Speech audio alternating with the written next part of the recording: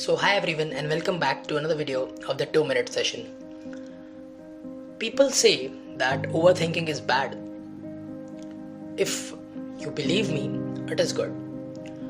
It is good if you're thinking in the right direction. And of course, it is bad if it is in the wrong direction. Now, the question is, what is right and what is wrong?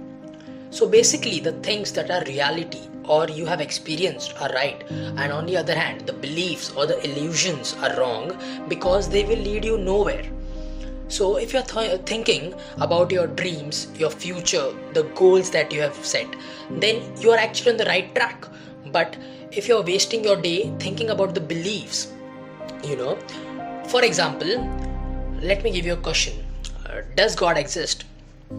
So some might say that yes, he does, and some might say no, because they are their own beliefs. But if you ask me the same question, my answer will be that I don't know, because I have not experienced it or I have not seen it somewhere in reality. So now if you think that you are overthinking in the wrong direction, then don't worry, there are some steps that might help you to stop that. So the first and foremost is just keep time limits for your decisions. This means that take decisions within the time limit that you have decided. Then you might take regular breaks while thinking about your work, so you don't follow the wrong path. So whenever you can't think straight, then say stop to yourself. Then never ever try to force yourself to sleep, cause that is the time when we overthink the most.